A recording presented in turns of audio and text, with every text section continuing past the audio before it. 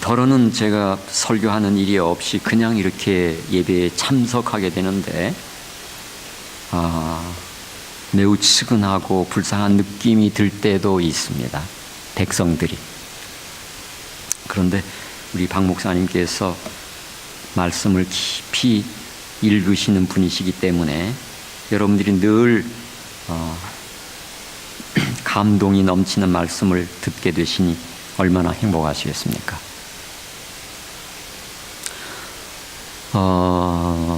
그 아모스서인가 어디에 그 말씀 나오죠? 박 목사님. 그 뭐 말씀에 기근이 있다는 거. 몇 장 몇 절이지? 에?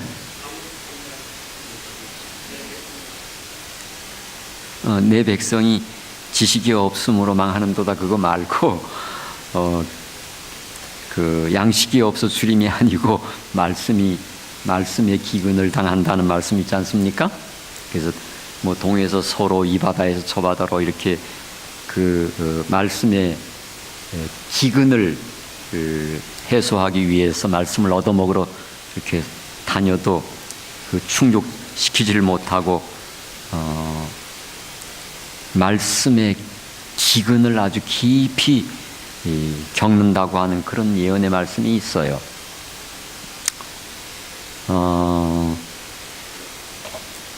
근데 그게 사실 그 말씀이 사실은요 굉장히 현실과 안 맞는 얘기 중에 하나입니다.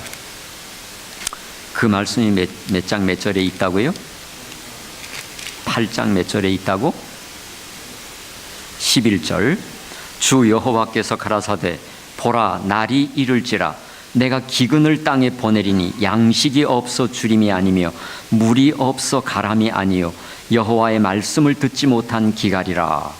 이 바다에서 저 바다까지 북에서 동까지 비틀거리며 여호와의 말씀을 구하려고 달려 왕래하되 여기 가면 있을까 저기 가면 있을까 여기 가면 얻어먹을까 저기 가면 얻어먹을까 그러나 얻어먹지 못한다 그랬어요.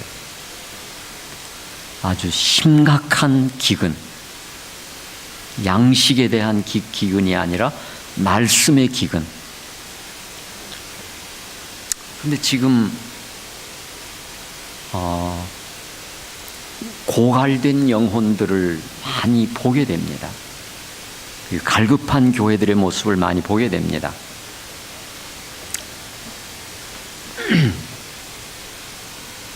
그런데 시대적으로 보면 좀 모순되지 않아요? 정선미 집사님,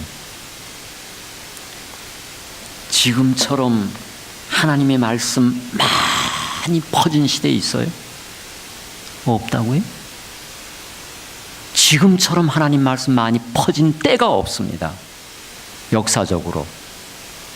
과거에 이 성경책 하나를 구할 수가 없던 시대, 성경책 쌀 10가마를 줘도 구할 수 없던 그런 시대 다 지나가고 지금은 성경책이 전 세계 거의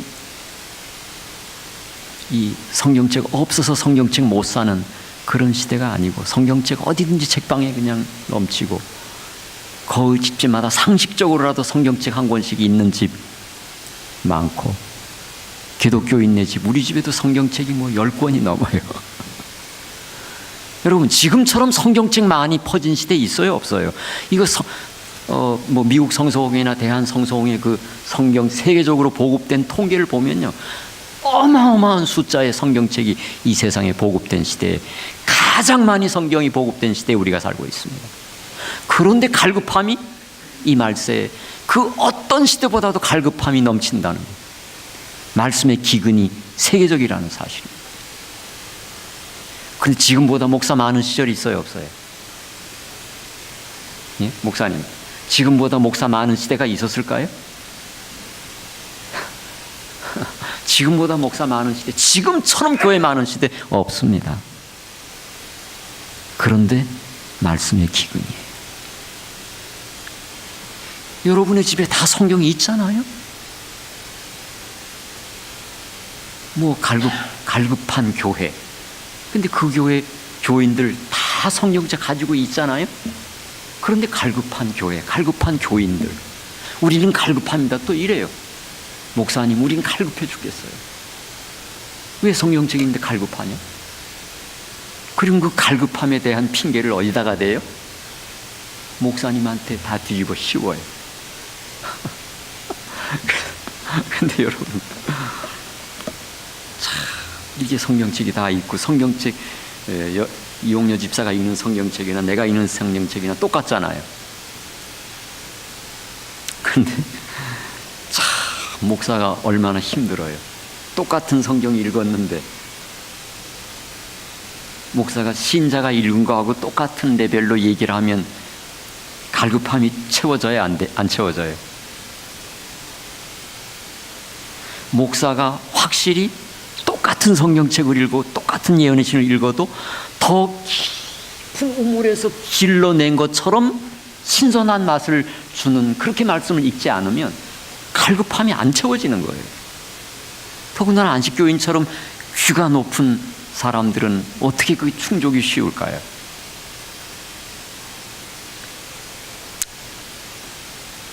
그래서 목사가 그 갈급한 심령들을 충족시켜 주려면 교인들보다 훨씬 깊이 읽어야 그것이 가능한데, 우리 박 목사님처럼 성경을 깊이 묵상하고 그것이 날마다 즐거워서 그냥 흥이 꽉 차 있는 이런 목사님을 여러분이 담임 목사로 모시고 있다는 게 얼마나 행복한 일인가.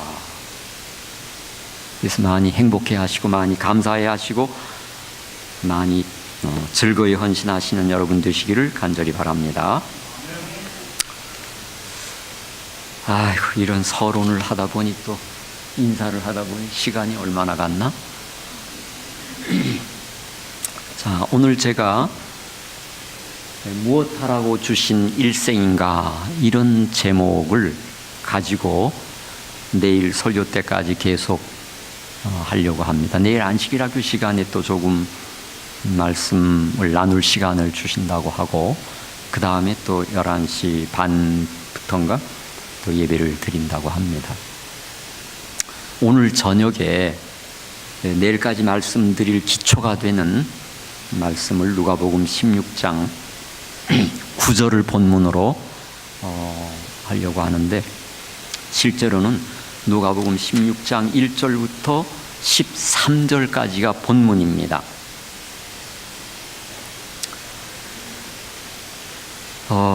우선 1절부터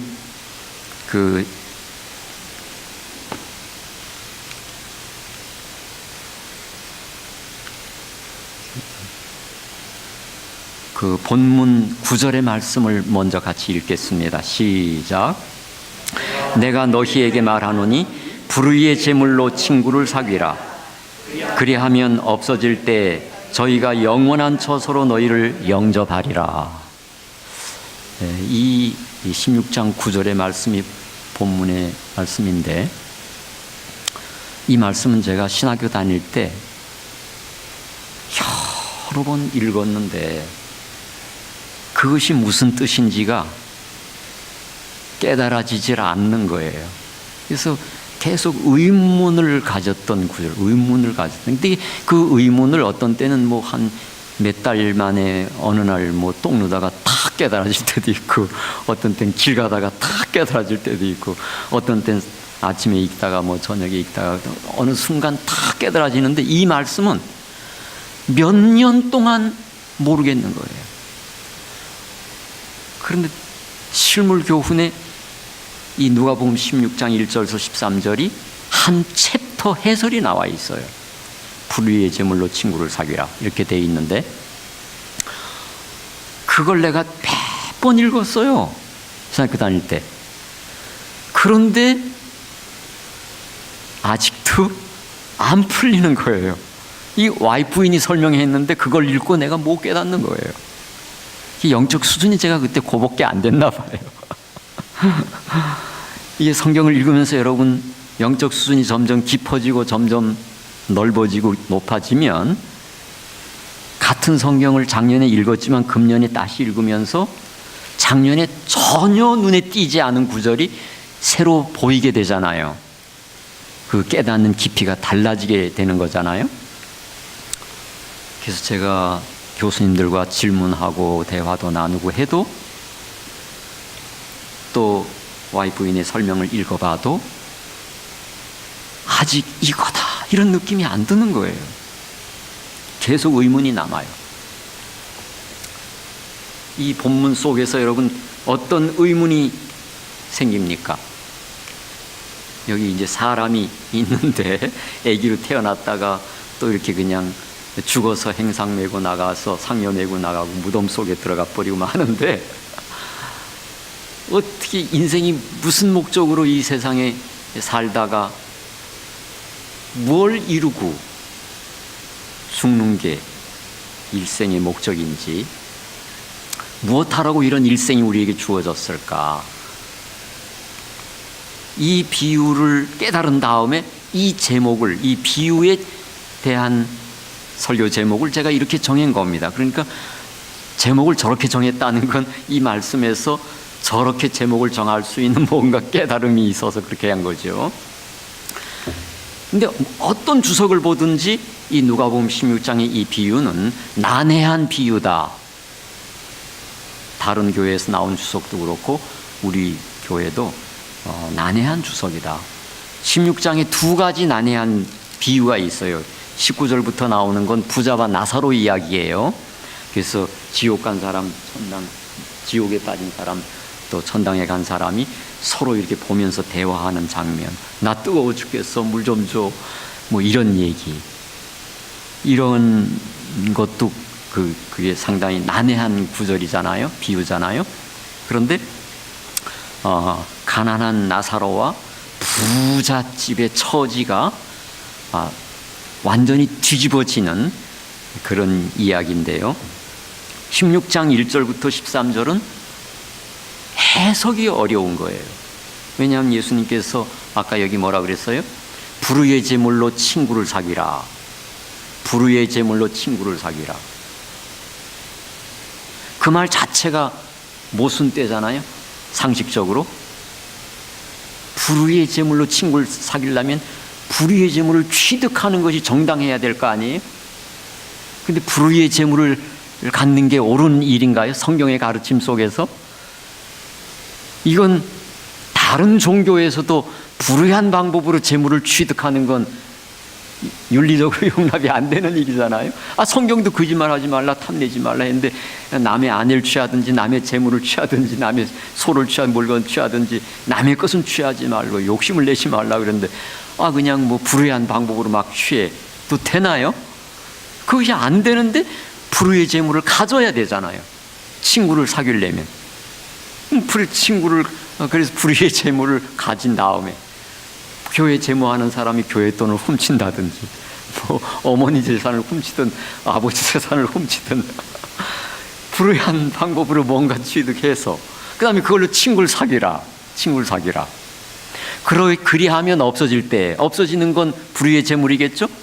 없어질 때 저희가 사귀어 놓은 친구가 너희를 영원한 처소로 너희를 영접하리라. 불의 재물이건 뭐건 친구 잔뜩 사귀어 놓는데 그냥 막 기마이 쓰고 썼는데 이 친구들이 불의 재물이 없어질 때 너를 영원한 처소로 영접할 것이다.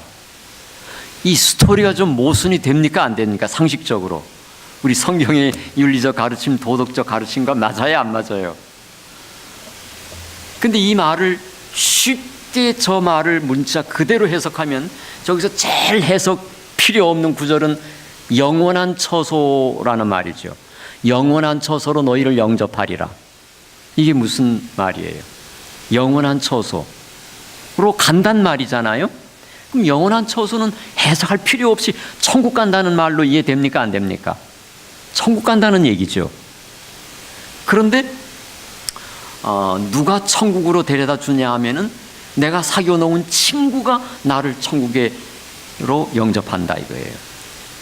근데 그 친구는 그러면 뭘 사귀었냐 하면 불의의 제물로 사귀었어요.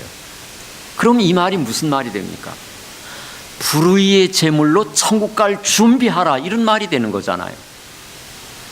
근데 불의의 제물로 천국 가는 준비를 해야 되는데 불의의 제물로 어떻게 천국 가는 준비를 하는가?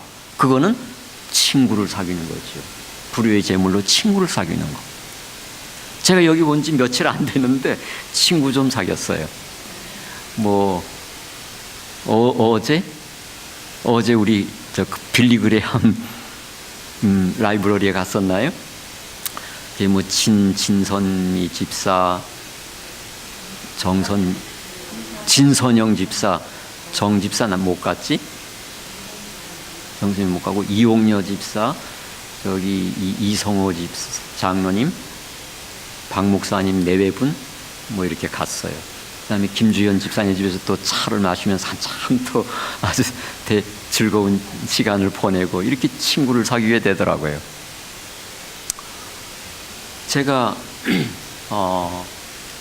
이옥녀라는 친구가 있어요. 저하고 저보다 한 살 아래고 만 1년 차, 내가 만 1년 더 많아요. 한 살 더 많아요. 근데 아주 저 강원도 깊은 산골을 아주 순진한 아주 산골 처녀인데 제가 고등학생 때 안 시켜 다니게 됐어요.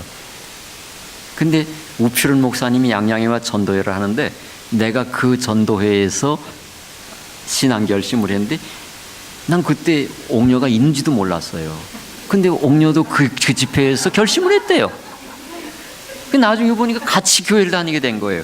그래서 나중에 침례를 같이 받았어요. 1964년 10월 24일에 같이 침례를 받았어요. 그래서 신앙 동창생이죠. 근데 나는 그때 고등학생 1학년 말 12월 달쯤에 이제 그 12월 20일경에 참석을 했는데, 그리고는 이제 64년, 65년 이렇게 2년 동안 안식일을 지켰어요. 양양 고등학생인데 학교를 안 가고 교회를 갔죠. 그렇게 하다가 이제 침례를 64년에 같이 받았는데, 저 친구 덕분에 친구 됐잖아요. 친구 안식일마다 만나고 80리를 걸어서 교회를 다닌 아가씨예요. 대단한 친구죠. 그래 이제 친구가 됐는데 브라질을 간 거예요. 난 한국에 계속 사는데. 그래가지고 브라질에서 저 친구가 또 남편이 수석 장로가 돼가지고 홍 목사 초청하자 그래가지고, 저 친구 덕분에 내가 브라질을 갔잖아요. 여기서 이과수 폭포에서 집회를 했어요. 근데 여기 보니까 뭐라 그랬어요? 불의의 제물로 친구를 사귀어두면 없어질 때 영원한 처소로 너를 영접할 것이다, 이렇게 말했어요. 그러니까 이게 쉽게 말하면 영원한 처소가 천국 간다는 말이 확실하다면 불의의 제물로 천국 갈 준비하라는 말이잖아요. 근데 불의의 제물로 천국 가는 준비는 친구 사귀는 거다, 이렇게 본문의 내용이 요약되는 겁니다. 그런데 모순된 내용이, 그 모순되는 점을 이 비유 속에 포함되어 있는데, 그것이 그 난해한 부분이 뭐냐? 불의한 청지기. 여기 1절서부터 보면 이 불의한 청지기가 이 도입부 이야기를 한 다음에 9절에 적용한 이야기가 9절이에요. 그럼 어떤 이야기를 하다가 9절에 예수님이, 9절은 이제 제자들에게 적용하는 말씀이거든요. 1절에 보면 또한 제자들에게 이르시되, 예수님께서 제자들에게 하는 설교입니다. 군중에게 하는 설교가 아닙니다. 그러면 이것은 오늘날로 말하면 예수님이 직접 교인에게 하는 말과 같은 것입니다. 그런데 어떤 부자에게 청지기가 있는데 그 주인이 주인의 소유를 허비한다는 말이 그 주인에게 들린지라 주인이 저를 불러다가 내가 네게 대하여 들은 이 말이 어찌미뇨?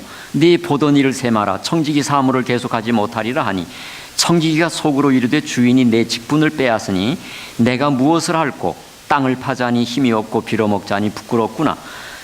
내가 할 일을 알았도다. 이렇게 하면 직분을 빼앗긴 후에 저희가 나를 자기 집으로 영접하리라 하고, 주인에게 빚진 자를 낱낱이 불러다가 먼저 온 자에게 이르되 내게 네가 내 주인에게 얼마나 졌느냐 말하되 기름 100마리니이다 가로되 여기 내 증서를 가지고 빨리 앉아 50이라 쓰라 하고 또 다른 이에게 이르되 너는 얼마나 졌느냐 가로되 밀 100석이니이다 이르되 여기 내 증서를 가지고 80이라 쓰라 하였는지라 주인이 이 옳지 않은 청지기가 이를 지혜 있게 하였으므로 칭찬하였으니 이 세대의 아들들이 자기 시대에 있어서는 빛의 아들들보다 더 지혜로움이니라 하고 9절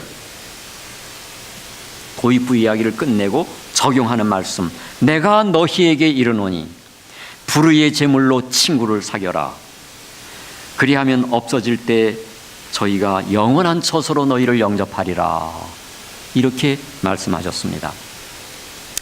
그러면 여기에서 스토리는 뭐냐 하면 불의한 청지기가 있어요. 이건 주인의 재산을 관리해준 잘 관리해달라고 고용된 청지기인데 자꾸 주인의 소유를 허비한다는 주인의 소유를 낭비한다는 소문을 아는 사람에게 들었어요. 그 소문을 들은 결과 거의 우리 집 청지기가 내 재산을 축내고 있는 것이 확실하다는 걸 확인하게 된 모양입니다. 그래서 내 보던 일을 셈하라. 장부 가지고 들어와 셈하라. 이건 심판을 의미하는 것입니다. 성서적 의미가. 그래서 그러면서 말하기를 2절에 이렇게 많이 들려온 이 말이 도대체 어떻게 된 거냐? 셈하자 청지기 사무를 계속하지 못하리라. 이 말은 이제 그 집에서 해고당한다는 의미죠. 청지기 사무 계속하지 못한다는 건 해고된다는 말이잖아요. 그래서 그 집에서 이제 파면당하면 그 다음에 주인은 벌써 그런 결론을 내리고 있죠. 이 정도 해먹었으면 이건 해고감이다. 그렇지만 정당한 절차로 해고를 시키려고 하는 거지 재판도 없이 해고시키려고 하지 않아요. 그러니까 이 주인은 의로운 사람이에요. 일본 시대 공산당 이런 데서는 막 재판도 없이 모가지 쳐도 뭐 쥐두새도 몰래 죽여도 모르는 거예요. 근데 이 사람은 절차를 거치잖아요. 심판의 절차, 재판을 거친다는 건 의로운 것이에요. 그런데 이 의로운 주인이 정당한 절차를 통해서 해고시키려고 합니다. 해고는 작정되어 있어요. 그런데 이 사람이 아직은 해고 안 당했죠? 아직 해고당하지 않은 상태에서 호출을 당하니까 들통났구나. 이제 꼬리가 밟혔어. 들어간다는 건 해고를 의미해. 이렇게 생각하고 들어가서 해고라는 조치를 당하기 전에 이 사람이 살 궁리를 합니다. 그런데 아무리 생각해봐도 땅을 파자니 힘들고 빌어먹자니 부끄럽고. 그럼 이런 사람 살아야 돼요? 죽어야 돼요? 살아야 됩니까? 죽어야 됩니까?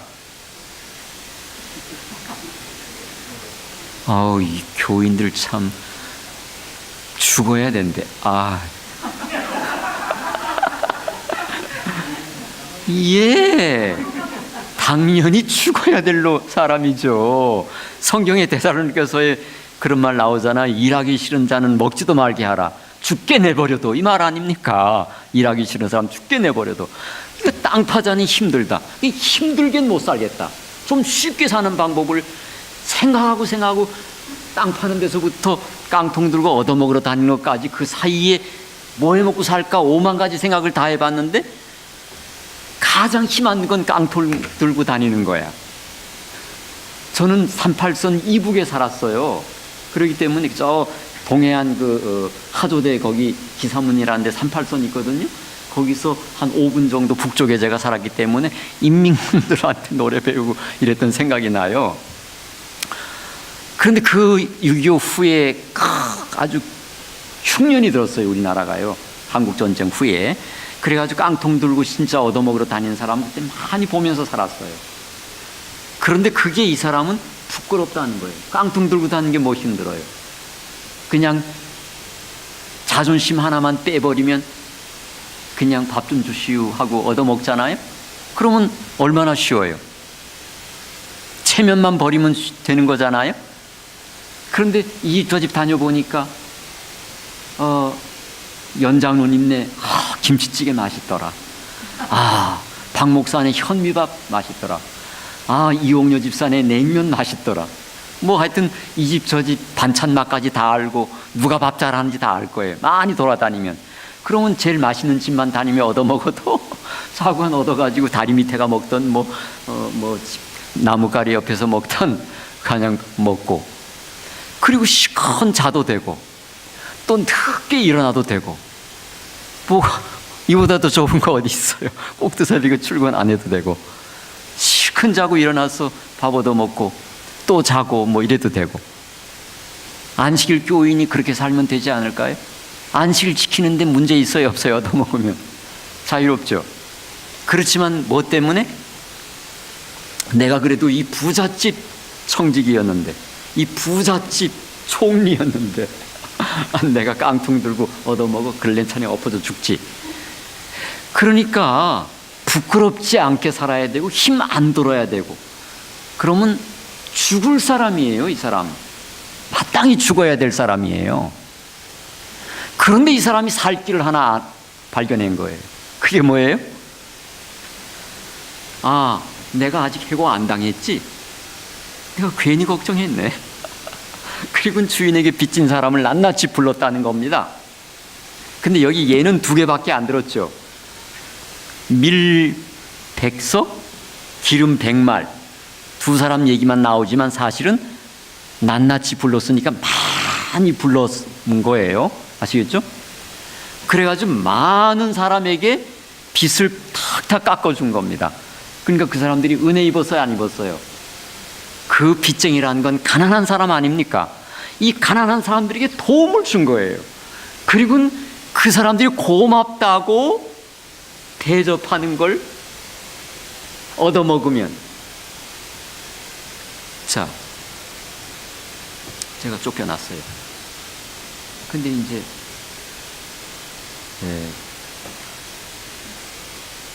1억 원 깎아준 박 목사네 집 근처에 가서 얼쩡얼쩡했어요. 박 목사님 사모님이고, 아이고 홍성선 아저씨 웬일이십니까? 요새 신세가 좀 그래요. 아니 신세라니요? 아이고 여보 여기 아주 큰 은인이 오셨다고, 우리 크게 도와주, 아주 크게 어려울 때 우리 도와주신 저 아저씨가 오셨다고. 그래 어디? 아이고 들어오세요. 아이고 웬일이십니까? 들어오시라고. 여보 밥 좀 해.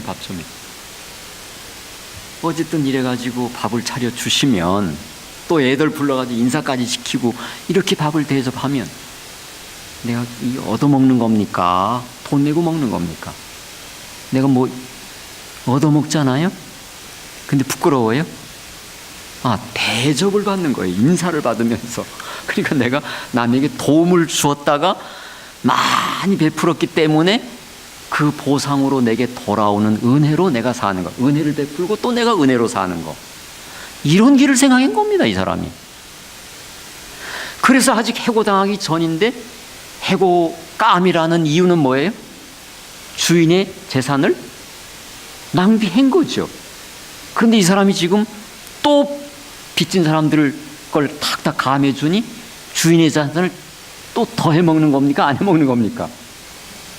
박 목사님, 이거 더 해먹는 거잖아요. 그럼 이거 더 해고감입니까? 아닙니까? 근데 뭐 해고감이면 해고감이지 뭐 더 해고감, 덜 해고감이 있나요? 해고는 마찬가지. 그러니까 이미 해고감이잖아요.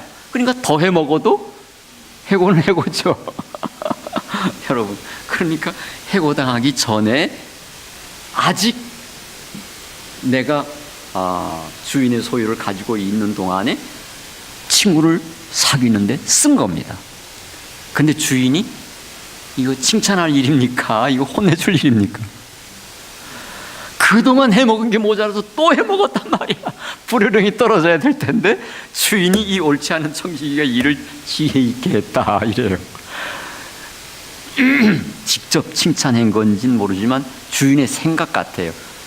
저놈 죽으란 법은 없는 놈이네. 꾀가 말짱한 놈이네. 아마 이런 생각 같아요.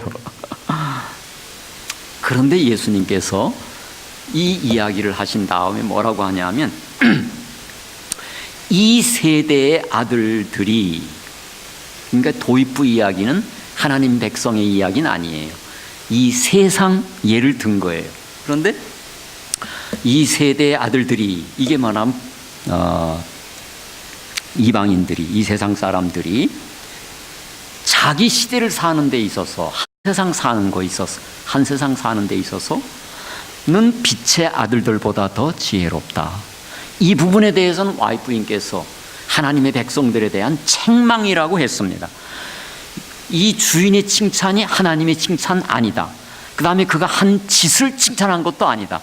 단지 그가 살 궁리를 했다는 점에 대한 그 점에 포인트를 둔 거라고 했습니다. 실물교훈에 읽어보면, 그럼 그 점을 가지고 왜 예수님이 이렇게 말했냐면, 이 세상 사람들이 자기 시대 한 세상 사는 데 있어서 미래에는 더 좋은 삶을 살기 위해서, 더 잘 살아보기 위해서 여러 가지 계획을 세우는데, 계획을 세우고 철저히 실천하고 열심히 일하고 해가지고 월세방살이에서 전세, 내 집살이, 더 좋은 내 집, 더 좋은 차, 이런 시대를 계획하고 그런 삶을 살게 될 나를 위해서 열심히 일한다 이거죠. 밤낮 없이 아침부터 밤늦게까지 일한다 이거죠. 그런데 하나님의 백성들은 뭐 하고 있는가? 이런 책망이래요. 하나님의 백성들은 그저 한시적인 어떤 미래가 아니고 영원한 미래가 있다 이거예요. 내세를 믿고 있어요. 내세가 있어요. 예수님 재림하시고 부활이 있고 천국에 가고 영생을 하고 영원한 보화가 있는 걸 하나님의 백성들은 안다는 것입니다. 그런데 이 세상 사람들이 보다 나은 내일을 위해서 열심히 준비하는 것처럼 하나님의 백성들이 그 영원한 미래를 위해서 그렇게 열심히 준비하느냐 이 말입니다.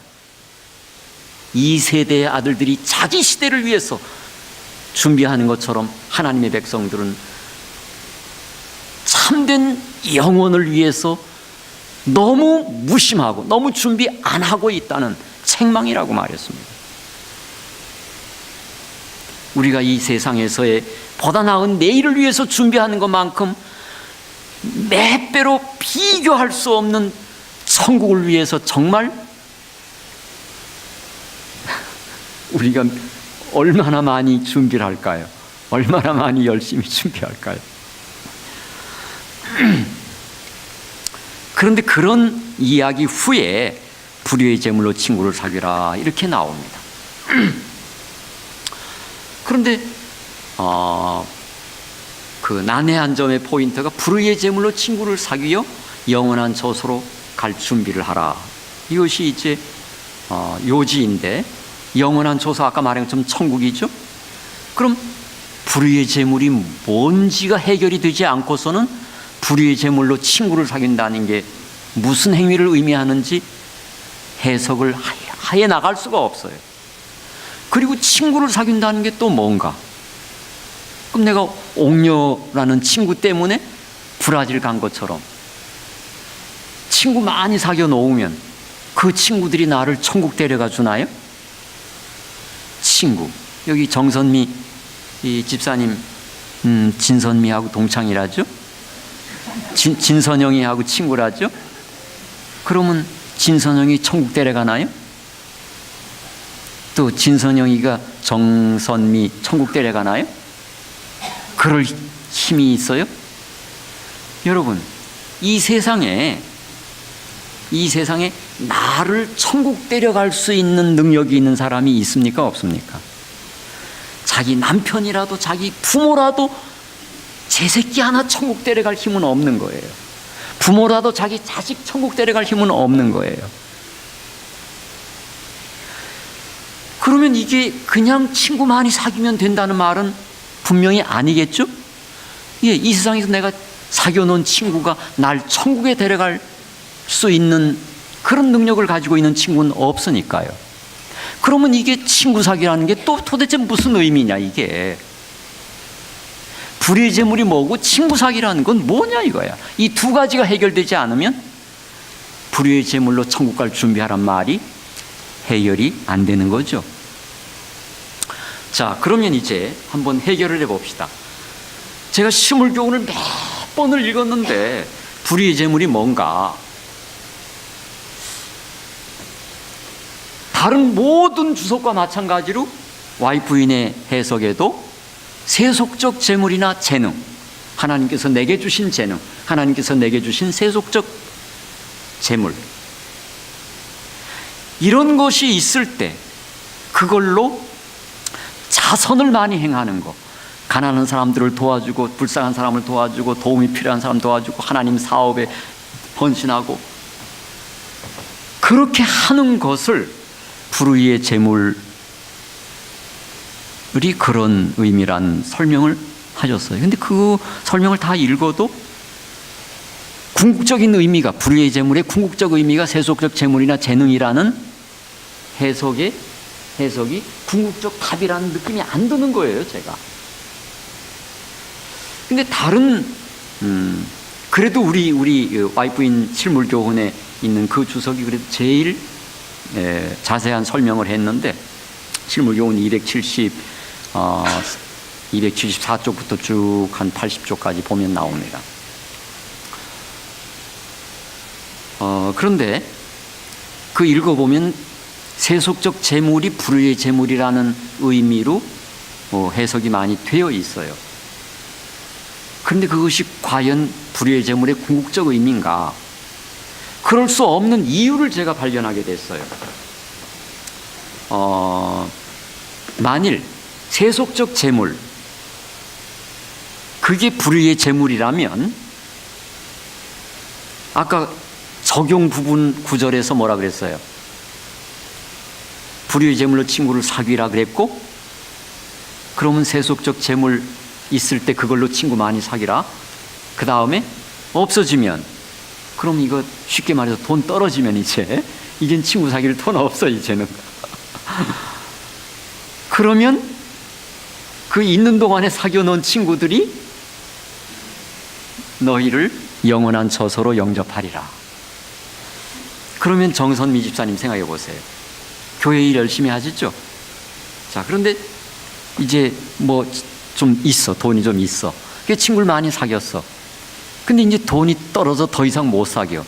그럼 돈 떨어지는 게 뭐예요? 없어질 때라는 말에 해당하죠? 그러면 돈 떨어질 때 어디 가야 돼요? 천국 가야죠?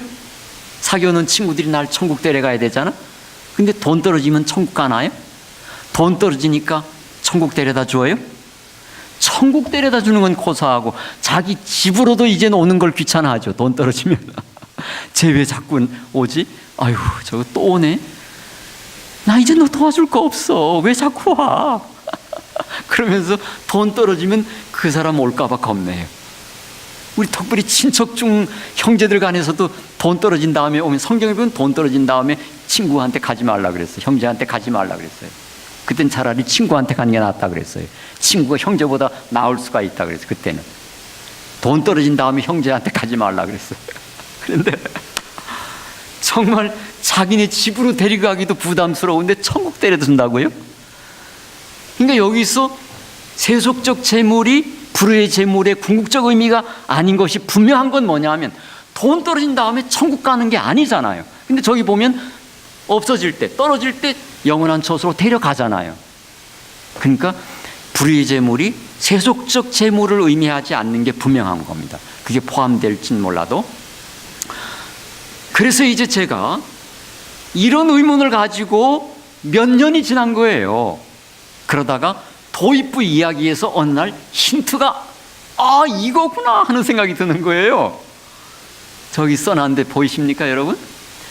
도입부 비유 이야기에서 힌트, 불의의 재물은 친구를 사귀는데 사용한 거죠? 이야기 속에서. 근데 그 불의의 친구 사귀는데 사용한 재물이 누구 거예요? 청지기 거예요?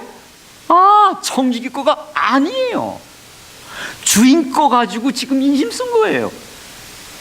맞죠? 자, 그러면 그것은 주인이 잘 관리해 달라고 맡겨준 거예요. 그러니까 주인의 거예요. 그런데 우리가 청직이라 그래요. 교인들은 우리를 청직이라 그래요. 여러분 청직이 맞아요? 어째서 청직이에요? 인간은 처음부터 청직이에요. 여러분이 창세기 1장 26절부터 28절까지 보면은 거기 인간이 창조되는 장면에 나오죠?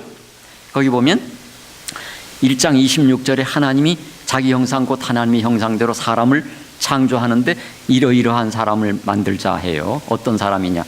하늘과 땅과 바다와 그 안에 있는 모든 만물을 다스릴 수 있는 사람을 만들자. 이런 계획을 세우고 27절에 그런 사람을 만드는데 남자와 여자를 창조하시고, 그리고 28절에는 그 원래 만들기로 한 그대로의 역할을 하도록 축복을 합니다. 축복을 해서 다스리라, 정복하라, 다스리라. 뭐라 그랬지 또? 응? 정복하고 다스리라 이렇게 말했어요. 그런데 2장 7절에 보면 흙으로 사람을 창조하고 생기를 그 코에 불어넣으시니 사람이 됐다. 그리고 8절에 그들에게 에덴 동산을 만들어 주시고, 그리고 15절, 14절까지 에덴 동산 창조하고 에덴 동산 내용이 설명되고, 거기 네 강이 있고 뭐 보석들이 널려져 있고 그런 아름다운 모습을 얘기한 다음에 먹기 좋은 나무들이 많고 그 중에 생명나무가 있고 그 중에 선악을 알게 한 나무가 있고, 그리고는 15절에 그 지으신 사람을 에덴 동산으로 이끌어 거기 두시고 그것을 다스리며 지키게 하시니라. 그것을 다스리며 지키게 한다는 게 뭐죠? 에덴 동산이죠. 그것을 다스리며 지키게 하시고, 여기 지키게 하시고, 그 구절 속에 인간이 처음부터 관리자, 잘 거간하는 책임을 맡은, 책임이 부여된 존재, 즉 청직이란 의미가 그 구절에서 발견이 됩니다. 그리고 1장 26절서부터 28절까지 보면은 인간이 창조에 의해서 존재할 뿐만 아니라 28절 축복의 말씀 속에 정복하라, 다스리라, 생육하고 번성하여 땅에 충만하라 이런 말이 나옵니다. 그럼 생육하고 번성하여 땅에 충만하라 할 때 이 말이 얼마나 큰 명령인지 생각해 보신 적이 있으세요?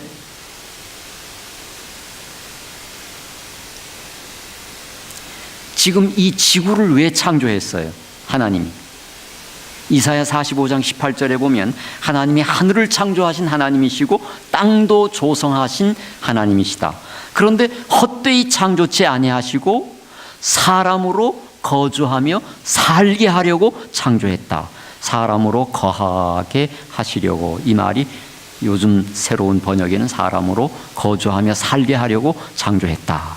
그래서 지구 창조의 목적은 사람이 거주할 수 있는, 거주가 가능한 땅.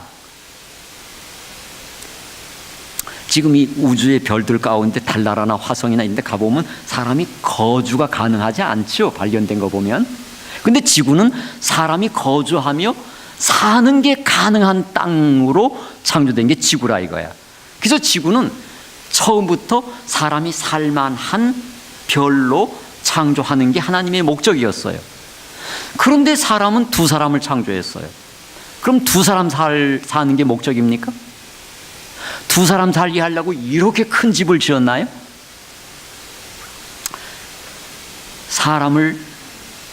두 사람을 창조했지만 그들에게 이 지구의 만물을 다스릴 권한도 주었지만은 또 잘 지키라는 책임도 주었지만은 지구 창조의 목적을 성취하라는 사명을 주었어요. 그래서 창세기 1장 26절부터 28절은 요약해서 제목을 붙이면 인간의 존재와 사명이라고 붙일 수 있습니다. 사람이 어떻게 존재하게 됐는가? 창조에 의해서 존재하게 됐고 그들에게 사명이 부여되는데 생육하고 번성하여 땅에 충만하게 하라는 사명이 주어졌어요. 그게 무슨 사명이냐? 생육번성, 결혼하고 자식 낳고 결혼하고 자식하고 분가하고 뭐 이렇게 해가지고 어머니도 낳고 자식도 낳고 손자도 낳고 증손자도 낳고 계속 그냥 분가하면서 다 낳기 시작해가지고 연쇄적으로 재생산이 이루어져 가지고 신속한 시간 안에 이 지구촌이 인간의 커다란 가족으로 충만하게 되는 것, 이게 하나님의 명령이었던 거예요.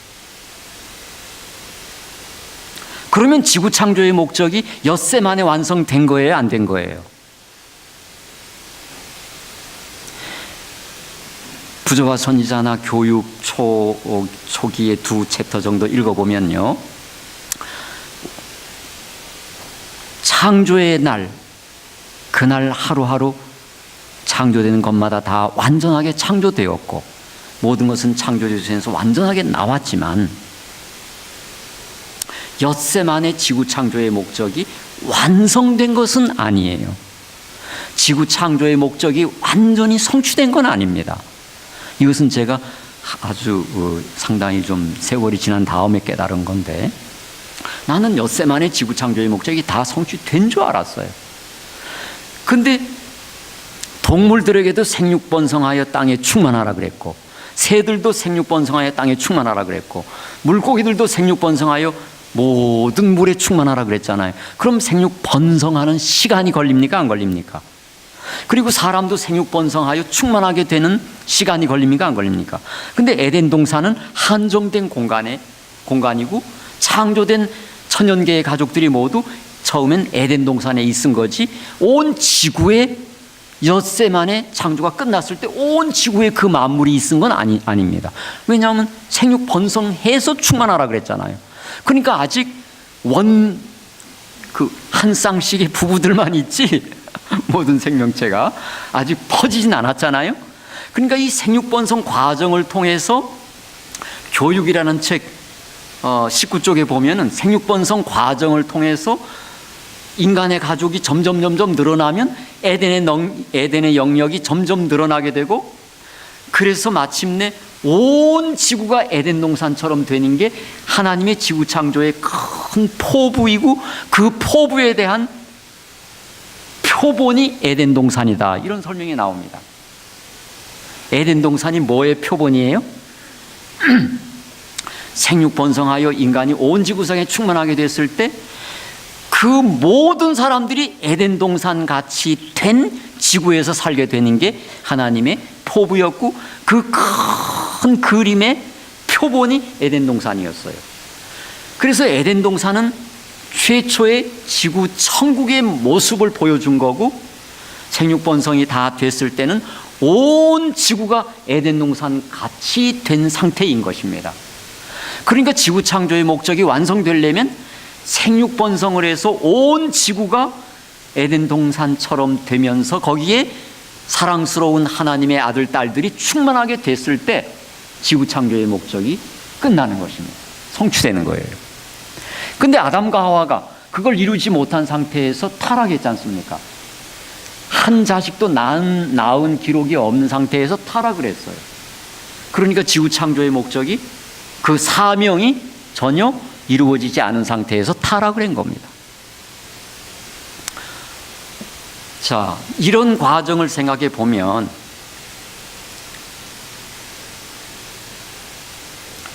우리가 창세기 1장 1절에 26절에서 28절에서 발견되는 건 우리가 하나님의 창조에 의해서 존재했고, 그리고 그 축복의 의미는 한정된 시간 동안 살다 죽으라는 의미가 아니고 영원을 하나님 아버지 품속에서 에덴의 낙원에서 하나님이 만들어준 완전한 행복의 울타리 안에서 영원을 그렇게 살기를 바라는 축복을 받은 거예요.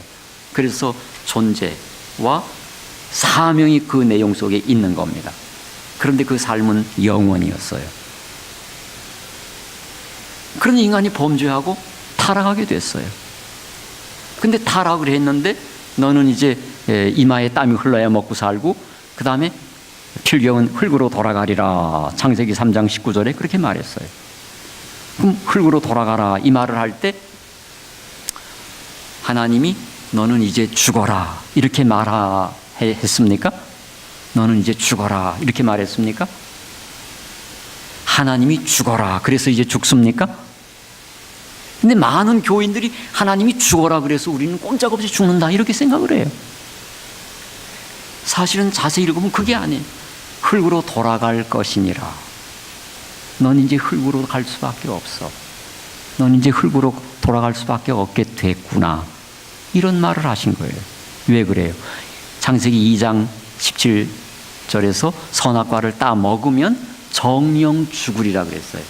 근데 선악과를 따 먹었으니까 넌 이제 죽게 됐구나. 그런 말이죠. 네가 뼈 빠지게 땀 흘리고 살다가 죽게 됐구나. 내가 말한 대로 너는 될 거다. 이 말을 한 거죠. 그런데 하나님이 죽게 한 것은 아니죠. 그렇게 보면 그럼 자세히 생각해 보면 누가 죽게 한 겁니까? 하나님은 축복하면서 그 행복의 조건을 다 누리면서 영원을 살게 해줬지만 마귀가 그 영원을 살지 못하도록 유혹해서 범죄하게 해가지고 영원을 못 사는 사람이 되게 만든 거죠. 그러니까 죽게 한 건 사단이지 하나님이 아니죠.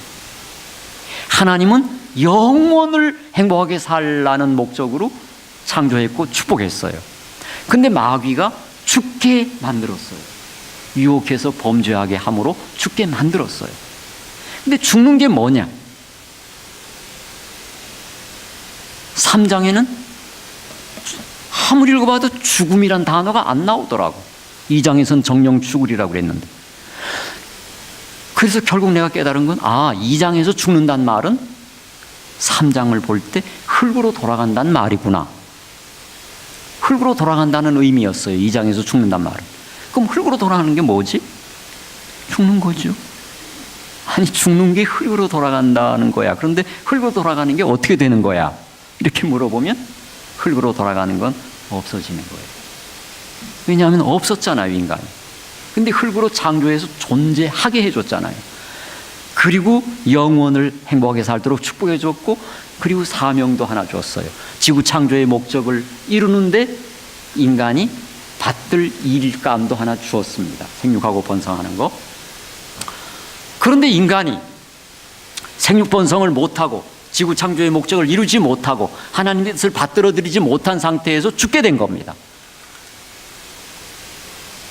그러면 이것이 어떤 문제입니까? 존재 위기에 직면을 하게 된 거예요. 아담과 하와가. 근데 가만히 생각해 보니까 이게 아담의 개인적 아담 개인의 존재 위기가 아닌 걸 제가 깨닫게 됐어요. 왜 그래요? 아담 보고 뭐 하라 그랬어요? 생육 번성하여 땅에 충만하라 그랬잖아요. 그러면 미래의 땅에 충만하게 될 인류는 어디에 있어요, 지금? 아담 안에 있잖아요. 그렇죠? 아담이 미래에 계속 나야 될 사람들이 아담의 그때 너는 조상의 허리에 있었다 이런 말이 성경에 있는데 그 말은 인류가 아담 안에 있은 거예요. 그래서 고린도전서 15장 22절에 보면은 모든 사람이 아담 안에서 다 죽었다. 이 말은 인류가 태어나 보지도 못하고 아담이 죽으면서 아담 안에서 인류가 다 죽는 거예요. 태어나 보지도 못하고 한 번 눈 떠보지도 못하고 하고 울어보지도 못하고 그냥 아담 안에서 다 죽는 거예요. 그러니까 이게 아담의 죽음이 얼마나 심각한 문제입니까? 인류의 존재 위기가 닥쳐온 것입니다. 근데 아담이 흙으로 돌아가기 전에 생명의 길을 찾지 못하면 어떻게 되는 거예요? 인류는 희망 없이 아담 안에서 그냥 쓰러지고 마는 거예요. 그럼 이 지구는 인간이란 존재가 없는 세상이 되어버리게 되죠. 이게 존재 위기입니다. 그런데 창세기 3장 22절에 보면은 하나님께서 어떻게 했어요? 가죽옷을 지어 입히지요. 그리고는 24절에 쫓아냈지 않습니까? 23절, 24절 쫓아내요. 그리고 이제 생명나무로 가는 길을 지키게 하시니라. 생명과 따먹고 영생할까봐 생명나무로 가는 길을 지켰다. 근데 이것은 생명의 길을 지켰다는 의미가 더 근본적인 의미 같습니다. 두 번째는 죄인은 그것을 따먹고 영생할까를 염려했다는 것이에요. 근데 저는 처음에 이런 의심이 들었어요. 아니, 하나님이 우리 예수 믿고 영생 얻기를 그렇게 소원한다고 하시면서 생명과 따먹고 영생할까 봐 걱정을 해? 세상에, 나 이거 이해를 못하겠네. 아니, 그렇게 영생 얻기를 원하시는 분이 왜 우리가 생명과 먹고 영생할까 걱정하나? 처음엔 그랬어요. 그랬더니 나중에 보니까 죄된 상태로 영원히 사는 건 그 욕됨이 영원할 것을 염려한 것이더라고요. 그래서 이 죄된 상태로 영원히 살기를 원치 않는 내가 너희들이 그 불행한 삶을 영원히 사는 걸 내가 어떻게 참아보겠느냐. 그래서 생명과를 따먹지 못하게 막았더라고요. 그래서 이것은 그리고는 이제 아담과 하와를 쫓아냈어요. 그럼 추방하는 건 뭡니까? 낙원의 주민으로서의 거주권을 박탈당하는 일이죠. 이것은 공의를 집행하는 일면인 것입니다. 불의를 저지른 사람에게 공의를 집행하는 거예요. 그런데 하나님은 공의로우시고 또 동시에 사랑이시라고 하잖아요. 그러면 이런 구속의 사건 속에서 하나님의 사랑과 자비도 드러나야 하나님이 무서운 하나님이라는 오해를 털게 되는 거죠. 근데 그냥 쫓아내고, 그래서 힘들게 고생하며 살다가 아무 소망 없이 죽게 내버려 두면 하나님은 무서운 하나님, 가차없는 하나님, 이렇게 될 수밖에 없는 거죠. 그런데 하나님이 그들에게 공의를 집행하면서 어떻게 하나님이 여전히 자비로우신 분이고 너희를 끔찍이 사랑하는 분이라는 걸 어떻게 나타낼 것인가? 여기에서 하나님께서 의논을 하셨다고 하는 거죠. 그래서 스가랴 6장 13절에 평화의 의논이 있었다는 구절이 있는데, 와이프님께서는 이 구절을 2번 적용하셨습니다. 한 번은 창세 전에 그 평화의 의논을 했다. 인간을 창조하기 전에 이미 만약에 범죄할 경우에 십자가를 통해서 인간을 구원할 계획을 세웠다는 것이고, 그런데 발표는 하지 않았어요. 그런 일이 생기지 않았으니까. 그러나 그럴 경우를 대비했다는 것입니다. 창세 전에. 이건 에베소 1장에 나오는 말이죠. 그런데 그 다음에 인간이 선악과 따먹고 범죄했어요. 온 하늘이 초상집까지 됐다는 이 얘기가 초기문집이라는 책에 나오는데, 거기 148쪽부터 쭉 보면은 몇 페이지, 한 2페이지 정도 나옵니다. 거기 보면, 그래서 온 하늘의 음악이 그치고 완전히 초상집같이 무거운 슬픔에 하늘이 빠집니다. 그때 예수님께서 천사들이 이제 그 지구의 소식을 듣고 다 걱정스러운 마음으로 모이고, 그 다음에 예수님이 천사들한테 와서 내가 아버지께 의논하러 가겠다. 그러고는 영광의 광채 속으로 예수님이 들어가는 장면이 보입니다. 근데 그 장면 속에서 예수님께서 창세전에 의논했던 대로 이제 인간이 범죄했으니 내가 가서 십자가 지고 저들의 죄와 벌을 대신 당하고 저들 죄와 벌에서 해방시켜서 구원하는 사명을 이루겠다고 나를 보내주십시오. 의논했던 대로. 그런데 아버지께서 독생자 예수님을 보내는 일을 허락을 못한다고 하시는 것입니다. 너무 가슴 아픈 일이었어요. 그래서 나와서 아버지 허락 못 받았다. 또 2번째 들어가는데 아버지 허락 못 받았다. 그래서 3번째 내가 다시 들어가리라. 그래서 영광의 광채 속에 아버지를 뵈러 3번 들어가는 장면이 초기문집이라는 책에 나와요. 근데 3번째 들어가서 드디어 아버지께서 허락하셨다 하고 이제 천사들에게 발표를 하고, 그 다음에 그 구속의 계획을 발표한 것이 이제 창세기 3장 15절에 발표된 것이고, 예수님이 인간을 구원하시기 위해서 이 땅에 와서 뱀의 머리를 부순다. 다시 말해서 죄의 권세를 밟을 것이다. 파괴할 것이다. 승리할 것이다. 그러나 그 과정에서 발꿈치에 상처를 입는다. 이 말은 십자가의 상처를 입는 것을 의미했다고 하지 않습니까? 이것이 가죽옷을 지어 입히는 사건에 포함된 의미지 않습니까? 그 다음에 쫓아냈단 말이에요. 그러니까 쫓아내되 낙원의 거주권을 박탈당하되 이미 하나님이 희생적 사랑을 통해서 너를 구원할 길을 준비했다고 하는 사실을 설명해 주면서 인간을 쫓아낸 것입니다. 그리고 쫓아내서 그냥 바로 엎어져 죽게 한 것이 아니라 무한한 사랑과 자비 가운데에서, 이것은 부조와 선지자 63쪽과 교육 15쪽에 나오는 말씀인데, 무한한 사랑과 자비 가운데서 구속의 경륜을 세우시고 인간을 구원할 경륜을 세우시고 생명의 유예를 허락하셨다. 생명의 유예의 은혜를 허락하셨다. 은혜로 생명의 유예를 허락하셨다. 그래서 쫓겨나긴 쫓겨나되 얼마 동안 그 죽음을 집행하는 일을 연장하는 기회를 준 것이에요. 근데 그것이 아담이 살다 보니 몇 년을 살게 됐어요? 930년을 살게 됐어요. 그럼 930년을 살았으면은 그것이 아담에겐 뭐예요? 일생이죠? 근데 짧아졌지만 여러분과 내가 태어나서 죽을 때까지가 아담과 하와에게 죽음을 집행하는 걸 유예한 930년과 같은 일생이란 의미입니까? 아닙니까? 여러분과 나의 일생, 이 그런 기간입니다. 그러면 아까 제가 그 불의의 재물이 세속적 재물한 재물이 의미로 해석할 때 불의의 재물에 대한 궁극적 답이 되지 못하는 이유는 돈 떨어졌을 때 천국 가는 게 아니거든 실제로. 그렇기 때문에 불의의 재물이 뭔지를 다시 이해를 해야 되는데 일생이라는 의미로 이해할 때 마침내 모순 없이 해석이 됩니다. 이게. 자, 그러면 일생이라는 건 어떻게 주어졌어요? 지금 제가 일생이 주어진 과정을 설명했는데 일생이 어떻게 주어졌어요? 여러분, 인간이 존재 위기에 직면했잖아요. 그런데 아담이 죽기 쫓아냄을 당했지만은 죽기 전에 아담에게 어떤 소식이 전달됐어요? 양을 잡아서 가죽옷을 입힌 것이 십자가의 희생을 통해서 인간이 구원받을 수 있는 길, 낙원의 주민으로 다시 돌아올 수 있는 길이 준비되었다는 소식을 주면서 너희들이 나가서 고생스러운 삶을 살겠지만 제 충성의 기회로 내가 일생이라는 시간을 주겠다. 그러니 이 일생을 재기의 기회로 생각하고 제 충성을 해주길 바란다. 그래서 인간에게 재기의 기회로, 제 충성의 기회로, 귀향의 기회로 일생이라는 것이 주어졌더라는 것입니다. 이것이 아담과 하와에게 일생이고 여러분과 저의 일생이에요.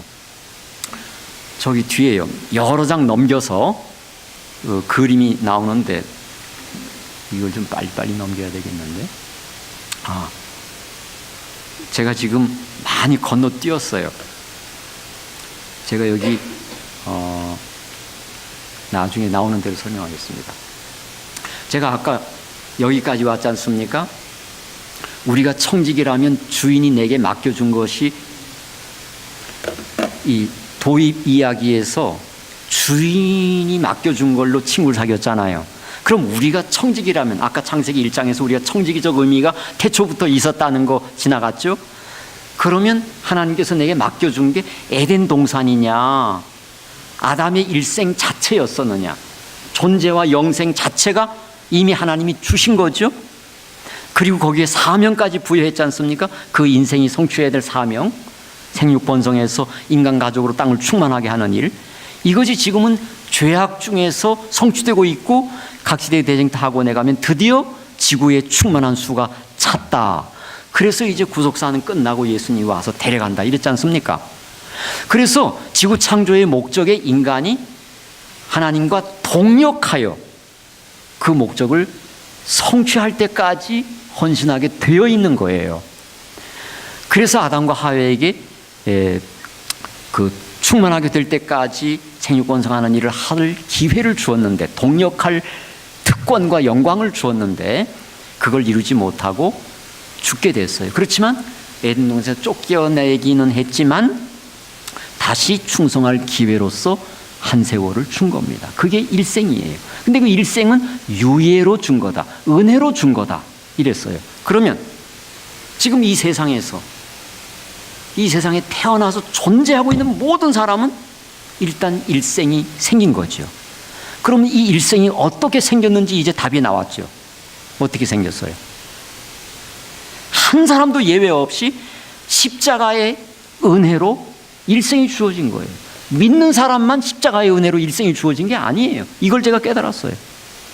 모든 인류의 일생은 십자가의 은혜로 준 겁니다. 십자가를 담보로 주어진 거예요. 근데 그 일생이 주어진 목적은 다시 낙원의 주민으로 돌아갈 삶을 살라고 주어진 것이죠. 여기에 일생이 무엇하라고 주어진 일생인지 답이 분명히 보입니까? 안 보입니까? 이게 지금 그걸 전체를 설명한 거예요. 제가 지금 설명한 그 평화의 의논 이야기 나오죠.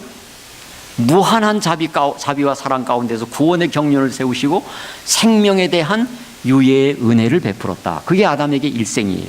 이런 은혜로운 계획 속에서 추방을 하고, 그러니까 공의의 일부를 집행하고 그 다음에 유예를 주었는데, 그 유예가 재기의 기회로 주어진 일생이었다는 거예요.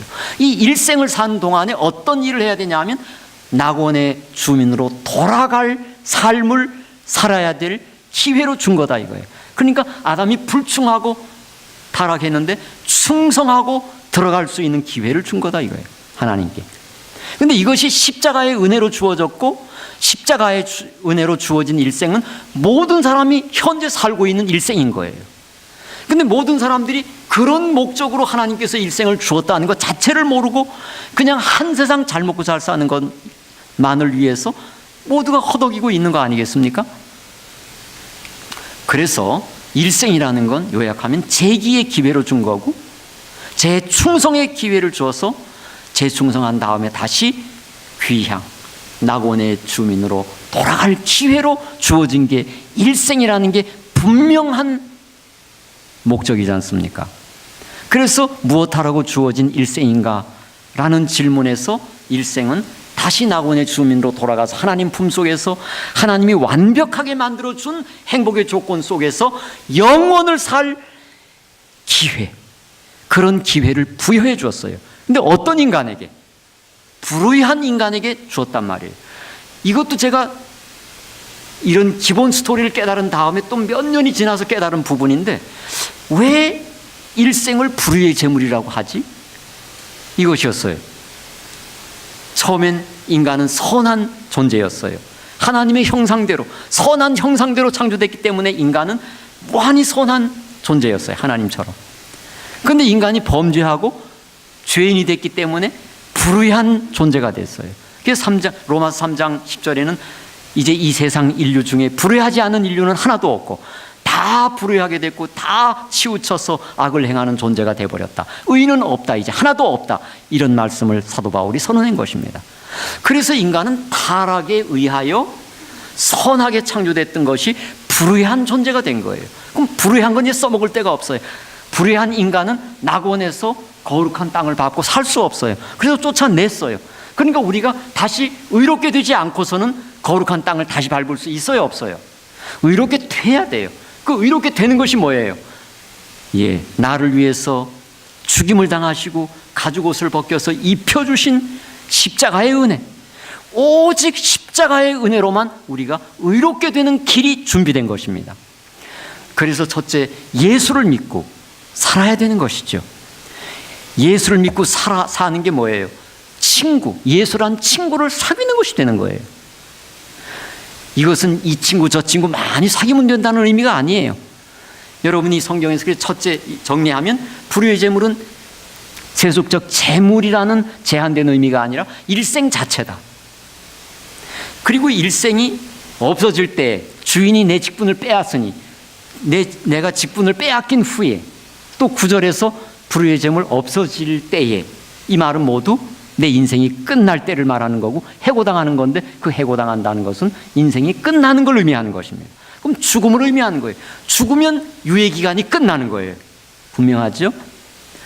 근데 역사적인 은혜의 기간은 안 끝났어도 그 개인에게 주어진 은혜의 기간은 죽음으로 끝나는 거예요. 그러니까 우리가 구원을 위해서 준비할 시간은 역사적 은혜의 시간이 얼마 남았냐가 문제가 아니고 내가 앞으로 얼마를 더 살 것인가가 문제죠. 내 일생이 끝나기 전에 나에게 주어진 일생의 목적, 구원을 얻으라고 주신 낙원의 주민으로 돌아갈 하나님의 자녀가 되라고 하는, 충성스러운 자녀로 신임을 받으라고 하는 이 의미가 성취된 다음에 죽어야 나에게 일생을 주신 의미가 성취되는 것입니다. 그러니까 첫째는 그래서 일생이고, 두 번째는 불의의 제물이 일생이니까 그걸로 없어지기 전에 친구를 사귀란 얘기잖아요. 친구 사귀는 기간이 뭐냐면 없어지기 전이란 말입니다. 이건 인생이 끝나기 전이란 말이죠. 근데 내가 언제 죽을지 모르는 게 인생이잖아요.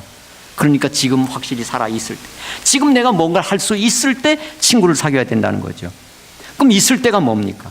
시간이 있을 때죠. 근데 시간이 있어도 교회 안 나오는 사람 많아요. 바쁘다고 안 나오는 사람도 많지만, 근데 돈 있을 때 친구 사귀어야죠. 있을 때. 재능이 있을 때 친구 사귀어야죠. 근데 돈 다 떨어지면 친구 사귈 수 있어요, 없어요? 자, 그 다음에 세 번째가 뭐냐 하면, 그럼 친구가 뭐냐 이거잖아요. 친구는 이 친구 저 친구가 아니고, 본문에서 영원한 채소로 데려가 준다 그랬잖아요, 그 친구가. 근데 실물교훈 읽어보면요, 이런 설명이 나와요. 아주 감명 깊은 설명인데, 시간이 다 된 것 같으네. 어떻게 됐어요? 그렇습니까? 이야, 정말 저 시계가 여기서는 안 보여요. 이 빛이 비쳐가지고. 아, 그렇구나. 그러면 이제 여기서 맞춰야 되겠는데, 내일 계속 있으니까 친구까지만 합시다. 친구가 누군지. 아니, 아직 많이 남았어요. 친구가 누구냐 하면, 실물 교훈에는 천사를 사귀는 거라 그랬어요. 천사. 근데 그 천사가 보이지 않잖아요. 그런데 어떻게 천사를 사귀나? 이 청지기가 그 가난한 사람들에게 도움을 줬잖아요. 근데 이것을 와이프는 우리가 이 세상에 시간이 있고 재물이 있고 어떤 능력이 있을 때 그것으로 자선을 많이 베풀 때, 그런 동안에 나를 따라다니는 천사가 있어가지고 내가 보진 못하는 사이에, 의식도 못하는 사이에 선한 일을 하는 중에 천사들과 구면이 된다. 그래서 천사와 사귐이 깊어진다. 자주 만나게 되니까, 선한 일 할 때 늘 보니까. 그래서 이 천사들이 마지막에 예수님이 우리를 천성문에 데리고 갈 때 문턱까지 나와서 기다리고 있다가, 선미 이제 오니, 야, 내가 기다렸는데 어떻게 하시오? 난 금시 초면이신데요. 야, 넌 초면이지. 나는 사실 이 세상에서 너하고 맨날 같이 다녔단다. 이 좋은 일 많이 할 때 내가 따라다녔다. 그래서 난 널 그때부터 알아 하면서 기다렸다 그러면서 환영해서 맞이해서 도성 안으로 들어가자 이런다 그랬어요. 그런 스토리가 나와요. 그런데 그 천사들은 구원 얻는 성도들을 위해서 봉사하라고 보낸 하나님의 사자들이지만, 히브리서 1장에, 그렇지만 그 천사가 우리를 구원해 주는 구주는 아니죠. 구주는 한 분뿐이잖아요. 우주적으로 나를 영원한 처소로 데려가 줄 수 있는 힘을 가진 분은, 구주의 자격을 가진 분은 예수님 한 분뿐입니다. 그런데 그 천사들과 구면이 되는 그 같은 일, 선한 일, 두 가지로 말해서, 하나는 자선을 베푸는 일, 두 번째는 영혼을 구원하는 일. 영혼을 구원하는 일. 이것이 지금 16장인데 15장에 보면 이른 양 비유 나오죠. 이른 양 한 마리 찾아오는 게 죄인 하나가 하나님께로 돌아오는 거라 그랬죠. 이른 은전 하나 찾는 게 죄인 하나가 돌아오는 거고 온 하늘이 기뻐한다. 탕자 이야기, 그 탕자가 아버지께로 돌아오는 게 죄인이 하나님 아버지 품속으로 돌아오는 거.